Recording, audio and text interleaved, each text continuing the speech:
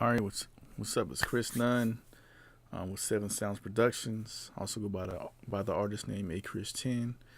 Um, so this is the final video. I initially had planned to do separate videos for this subject, but I've covered a lot of this stuff in the previous videos, and I just want to be sure I touch on it specifically, which are group mixes, which you've heard me go through, and balancing those, and stems, which I've talked about, and printing stems, and we've talked about leveling and some mixes as well, and and supporting tracks and main tracks, so the focus tracks. So in this and your groups and your let's get this up on screen. So once you get all your balancing and all your EQs and pans and everything I talked about in the previous videos, it's good to just take a break if you've done this all in one day, and 5-10 minutes, watch some YouTube videos, or listen to a different song, or go get something to eat, take a walk, do something, and else give your ears a break from the song, your mind a break from the song, and then come back and listen, preferably the next day or significantly hours later, and come back and listen to the song and for leveling. And this is where you make your final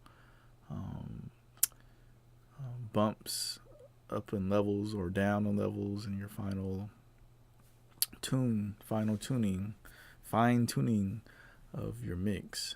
And so the goal, if you've done a good job from the gate, is at this point you should only be using your group faders and your VCA faders to adjust the mix, not individual faders, unless there's a problem there with one track that's it's poking out too much, or a track that's just a little too quiet where you want it to be emphasized a little bit more, or it should have a better supporting role in the overall song, then yeah. But if not, then the section, we're talking sections now, that need to be boosted or attenuated, turned down, to make the overall song sound great, right? Because we're looking for excellence. And step by step, I've tried to take you through, a method that I think is a flow of working that gets you to more excellent mixes, because you're starting from the ground up and you're building. Like anything else that you're learning in life, like when you first start, you start with the basics, and you're learning, 1 + 1 is 2, kind of like math. And then, you take that and you learn multiplications. And this is going from addition to multiplication. Multiplication is right here, because when you turn levels up by groups,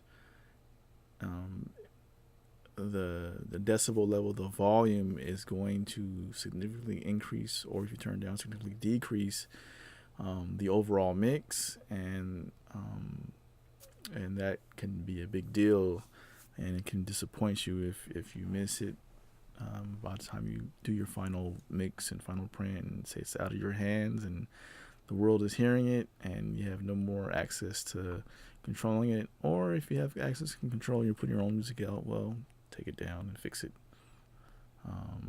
But it's better not to sometimes, and just move on and just don't make that same mistake again, depending on what your goals are and how much time you got on your hands. But so and you are mine, and these people, they seek a sign. So right now, I just think that intro vocals is a little too high. So because it's one channel,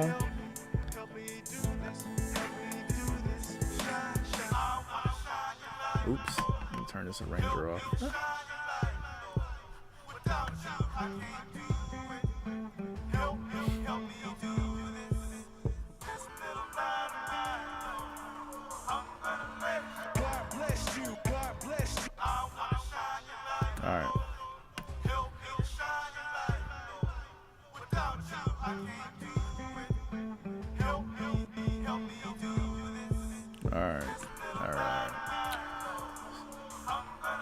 So I'm not even gonna erase that because I think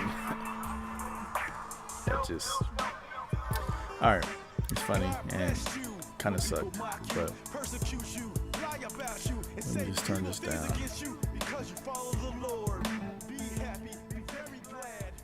So another thing I should have probably stated on video 1 is when you're mixing, you don't want the song blasting the whole time. Every once in a while you want to hear the mix, how it would sound. If you're just jamming out to it, that's cool. But over hours of mixing and mastering and working on the song, you don't want it blasting. So it's always good to mix at medium to low levels. You should be able to talk over it and hear, like if someone's having a conversation, it should distract you from the mix. I think that's a good way to measure whether or not you're mixing too loud or not. If people can talk and it's really not distracting you, the mix is drowning them out. The music is drowning them out. You probably got it too high, and you need to turn it down and give your ears a break. Keep your hearing a lot longer throughout life. But all right, so balancing. I'm happy with the drums. The guitar, I think, can come down a little bit. Guitar group. Let's bring that down just a little bit. And see that right there, instead of turning all those down, it just turned this one track right here down. I'm not touching the VCA fader where things are. I like them there. I don't want it loud, actually. Okay, I found a problem. My strum is too loud, I think, compared to everything else. So that was the issue, I think. Yep. Okay. So let's start that again. Let's listen again.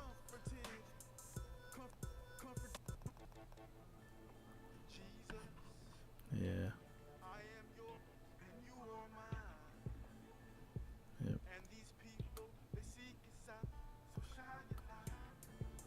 Okay. Now let's.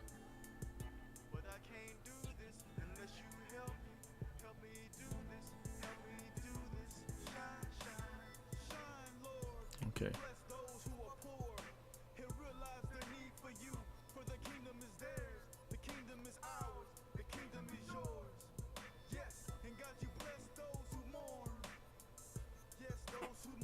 Okay, so what else? That lead vocal.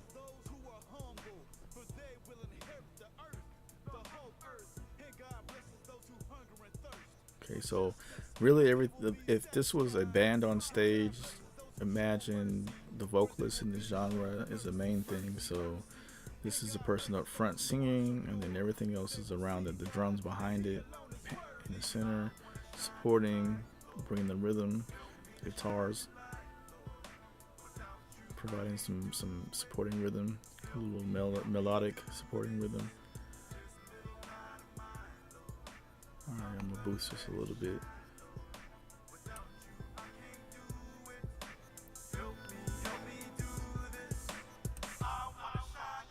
Alright, so let's listen for. I have not paid attention a whole lot to the synths and the strings, but at the end of the song, those sections play a huge role. And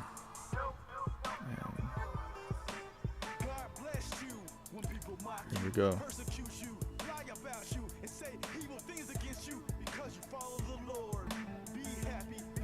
The guitar is too loud.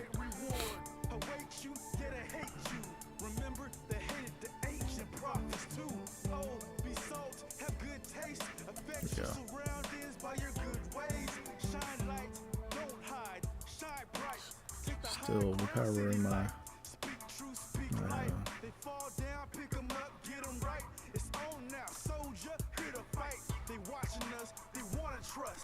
vocals.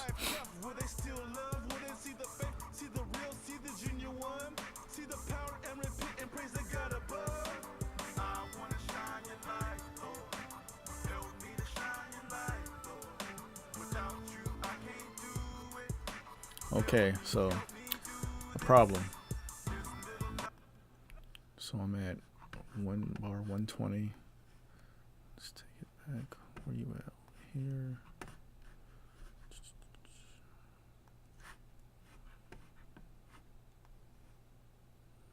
Let's take this smaller. So there is a guitar lick that I think should be louder at that portion, and I want to emphasize that. So because I like where the guitars are now and throughout the song, I think it's time to right automate, because although it's louder here, let's listen again. This is one. Okay, it's supporting.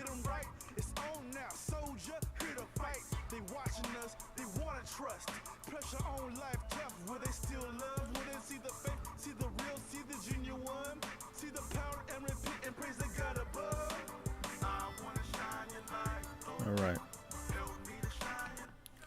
So this part right here, I've already got it boosted physically, or I guess virtually physically, as far as the track, guitar tracks go. As you see, this wave image is bigger than this one, so it's boosted high.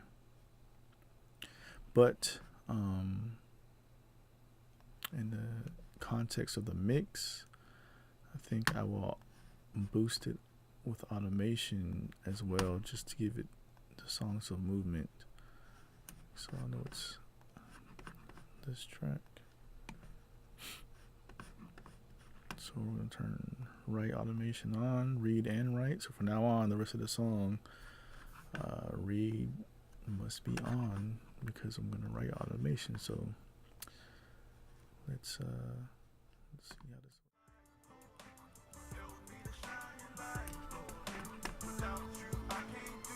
One more time. All right, here it goes. Slow boost.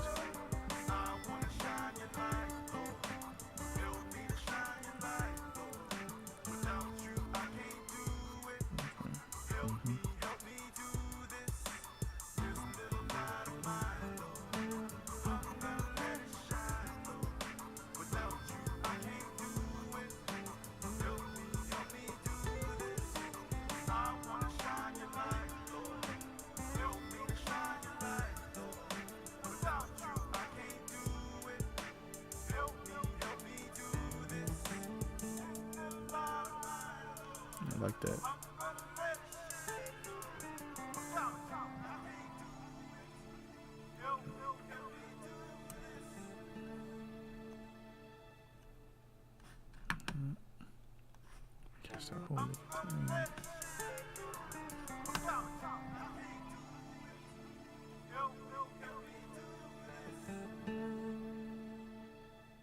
That's too high.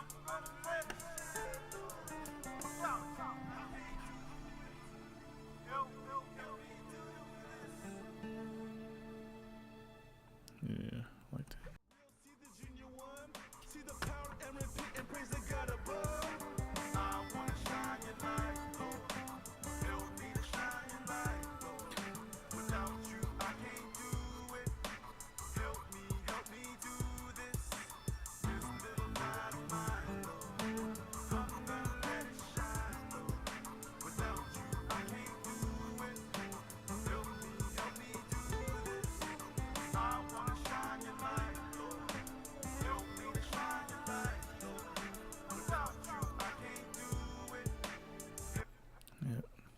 So I'm feeling that. So let's see, make sure. All right, so I'll take it back to the beginning of the song.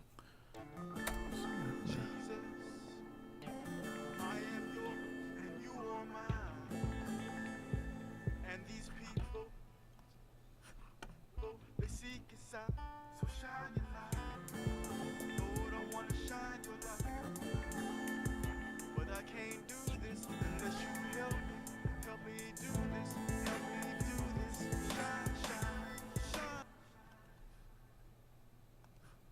that strum still a problem. But I don't need to automate that. It's just set the level. Yep. So I like that level better. Right there. It sits in there better. Mix there. So I move the individual track. Left those alone. Yep. So I don't think that's bad anymore. So when your tool bag of mixing, I guess, although I don't like to play with these as much, I'd rather just use the VCA fader and the group fader. Sometimes, you got to go back and kind of touch these things up. But now I don't need to touch that fader anymore. So that group is good. And I'll go down each section and do the same thing as I listen throughout the song and just see what needs to be automated, see what things.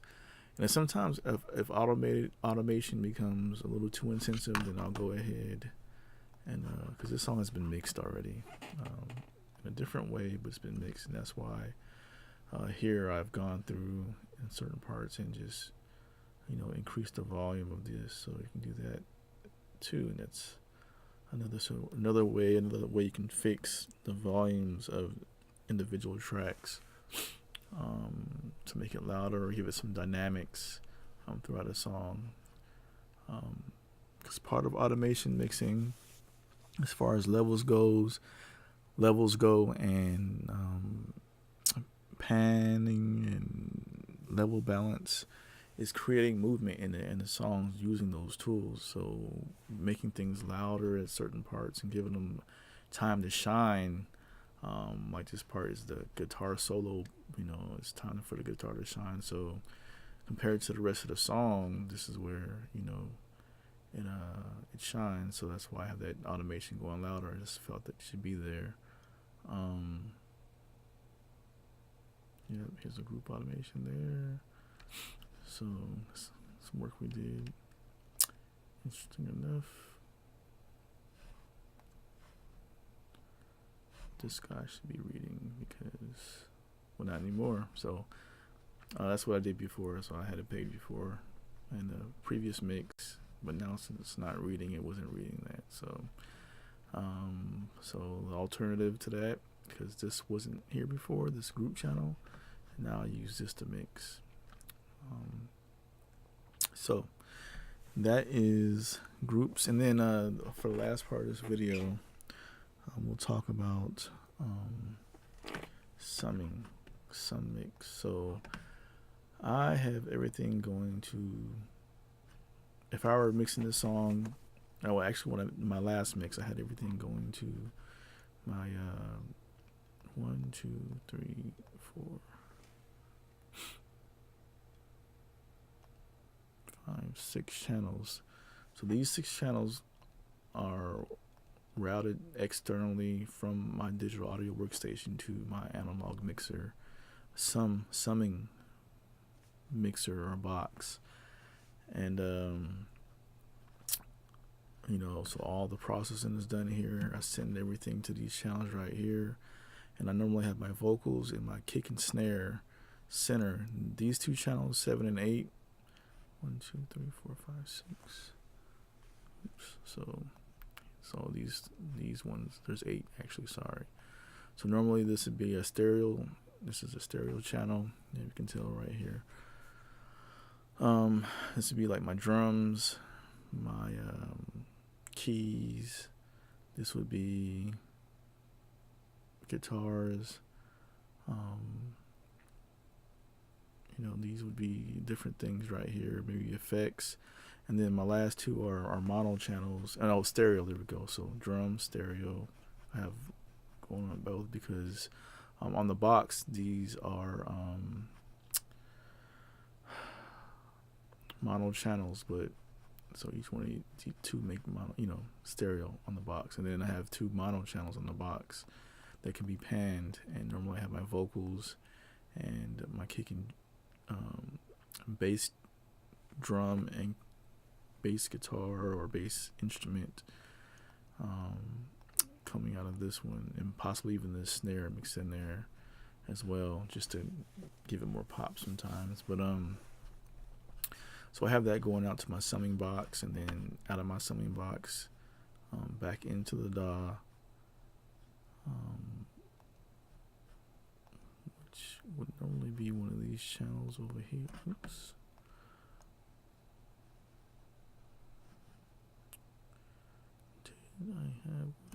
I must have changed the name of it for this video. Yep, so it's this one right here.